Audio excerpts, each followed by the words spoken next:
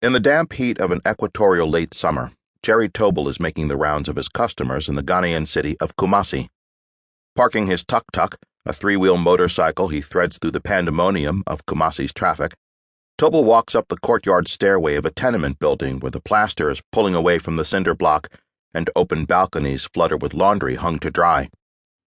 He ascends the courtyard stairs to the second floor, greets a couple of girls scrubbing batik garments in a tub of soapy water, and presents himself to the household of Ampem and Stella Darko. The words "Clean Team" run in a cursive script of white thread near the collar of his dark blue jumpsuit. Stella greets Tobel warmly. He has come to see the Darkos about one of the most novel fixtures to appear in their home in a very long while: a toilet. Until recently, the Darkos had to leave their tenement several times a day to visit a public toilet block, a building that encloses rows of squat toilets, each drop hole ringed by a concrete slab with footrests. It is a walk, and there were queues. But still more objectionable were the filth and threat of disease. "It is not clean," says Ampem, an engaging man who is fluent in English as well as Twi, the predominant native language of Kumasi. "It is not all that decent." Hundreds of thousands in Kumasi would share in that complaint.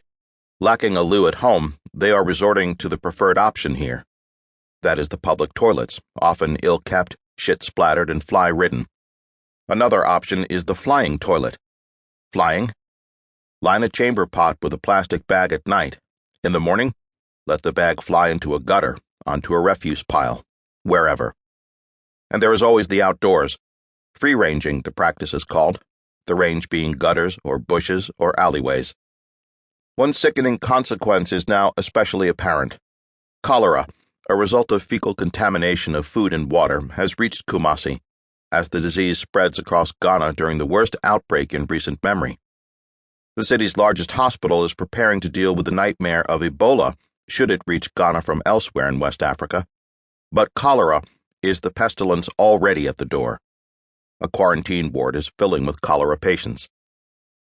The pressure on Kumasi's woefully strained sanitation facilities has intensified amid a long-running population boom. The rural poor will not be denied. They keep pouring into the city to seek something better than what they've known in the countryside. Jerry Tobel himself has been part of that migration. A bantamweight, short and compact, all chipped basalt, he bears on his left cheek the scarified mark of a people known as the Frafa, a name derived from the greeting, "How is your suffering?" He is from Duusi, a village in the most impoverished region of Ghana, the far north. While in high school, he would work from time to time in Galamsey, or small-scale gold mining. It is pick and shovel work, often illegal, always dangerous.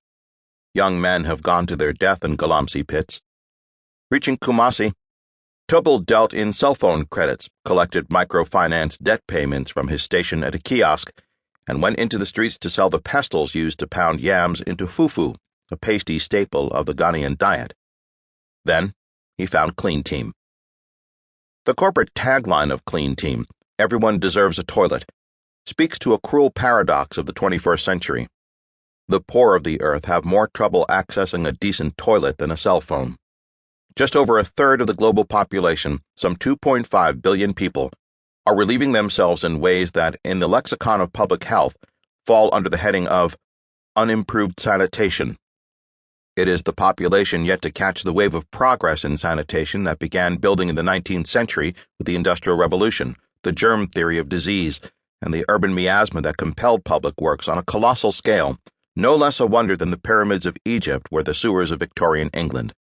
Advances in sanitation have been stubbornly offset by population growth in the neediest places, such as cities morphing into megacities, places like Kumasi. Not only cell phones, but driverless cars and product delivery drones may precede an age when everyone has a congenial place to squat or sit.